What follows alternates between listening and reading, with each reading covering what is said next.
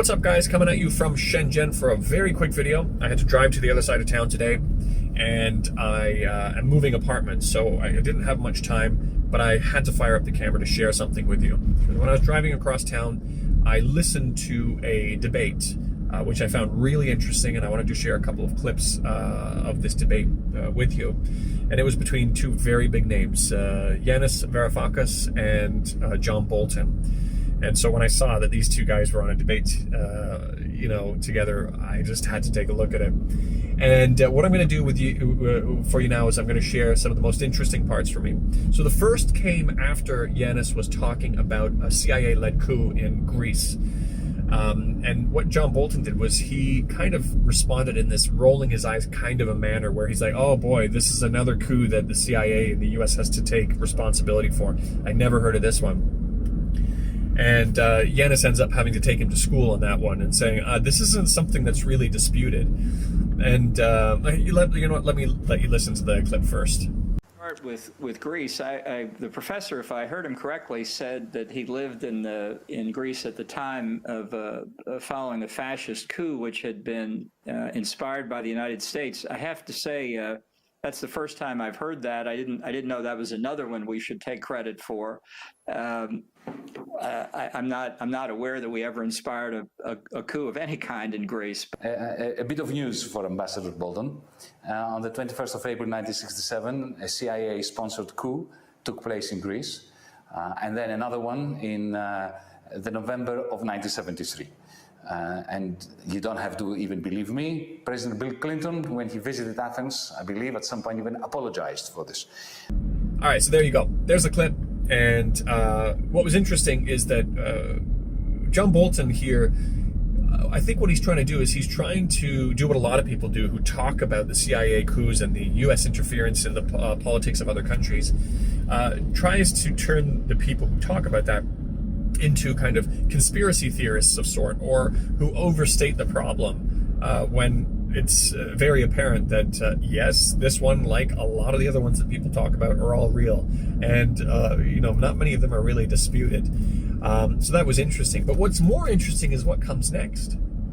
So what comes next is that about an hour later, because this is a 2.5 hour long video, about an hour later, an audience, when it was audience question time, an audience member asks John Bolton a direct question, which kind of makes him laugh a bit. It seemed like a little bit of an uncomfortable laugh where he's like, oh man, they're really calling me out directly. But basically what the audience member was asking was saying, how much do US oil interests, how much of an influence does it have on the foreign policy that the US has on Venezuela? And so he kind of laughed it off, and he says, no, it's not like that. But then before his question is finished, he actually ends up going into saying, you know what, if we succeeded here, there would be amazing opportunities for American businesses to go in and refurbish their oil industry. What a nice way to put it.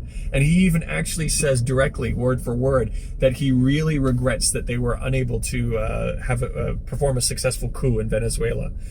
Doing the exact same thing that Yanis was trying to talk about the U.S. needing to respect the sovereignty of other countries and how they go around and do these coups.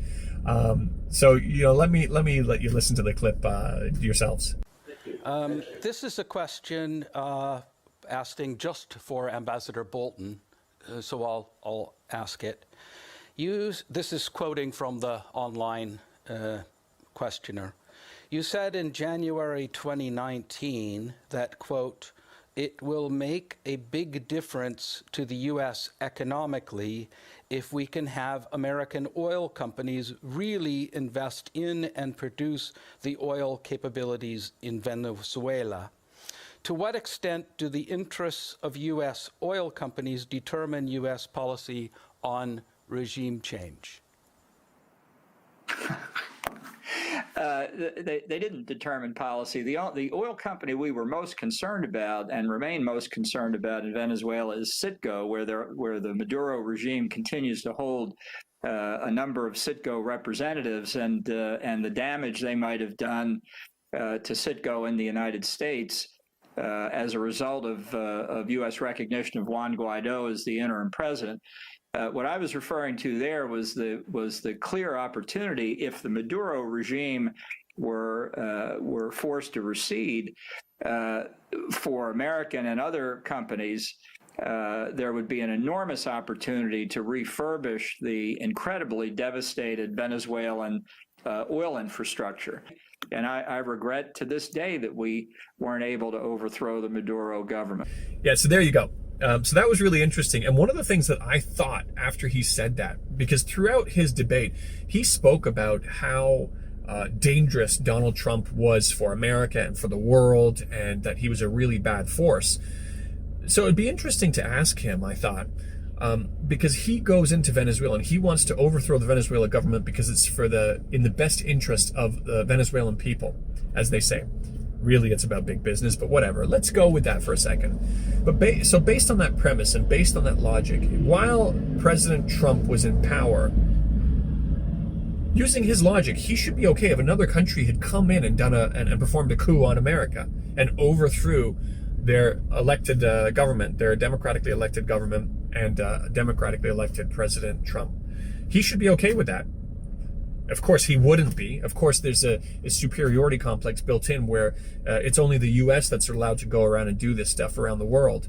But again, it's really what it comes down to is corporate interests. But it's amazing how a lot of people don't think about this or don't even bat an eye at this, about how is it okay for the U.S. to go around and do this. But I'm going to share one last clip with you because it is Yanis responding to that, because you can imagine how angry he was at that answer when he just finished talking about the U.S. Performing a coup in his own country of Greece.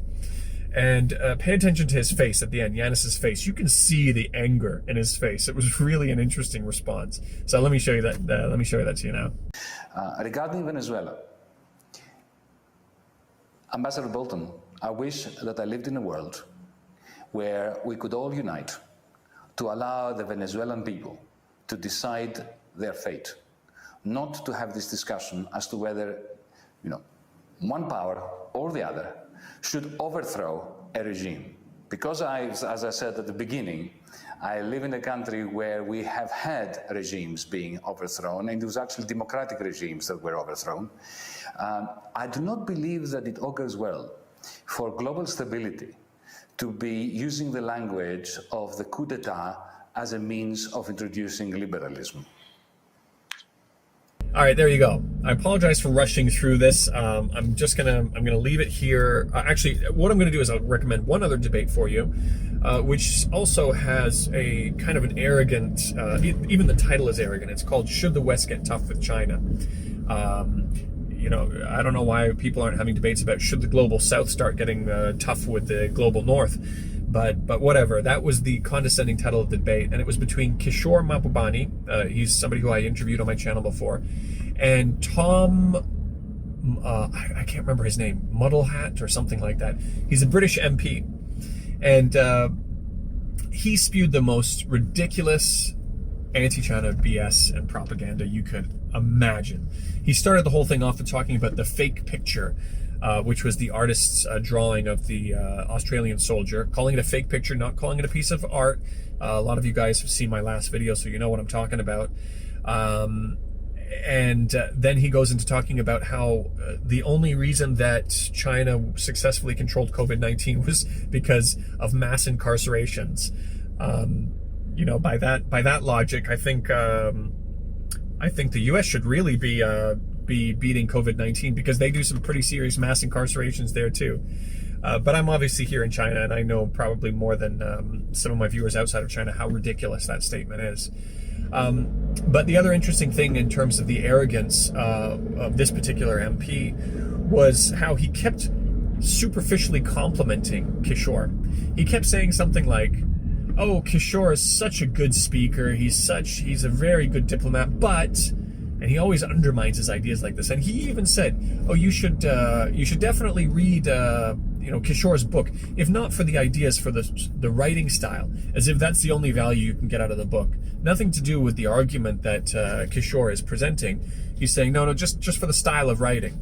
And then he goes in, like he's trying to do these really condescending compliments before he goes on to trying to say why he's right and why Kishore is wrong. Kishore was bringing some hard-hitting facts and thinking points to the table, and all this MP was doing was just regurgitating anti-China talking points. Now, one thing I will note is that in both those debates that I'm recommending, Yanis and Kishore, they don't really go into too much detail in terms of trying to debunk a lot of the anti-China propaganda. And Yanis even goes as far as just saying, yeah, you know what, China has some human rights issues that they need to clean up.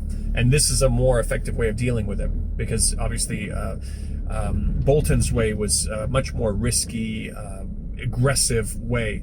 I mean, Bolton, anybody who knows anything about John Bolton knows that he is a pretty serious pro-war hawk kind of a character. He's actually he would have been one of the most dangerous forces in the US government for world stability. But anyways, that's the general theme of the two debates, is where they don't get into trying to debunk the anti-China propaganda. They take a step back and try to explain why the majority of Western politicians and Western countries' approaches with China are heavily flawed. So I'm going to wrap it up there, but in the description I will leave you the link for those two debates. I hope you enjoyed some of those clippings from the first one, and I will catch you in the next video. Peace.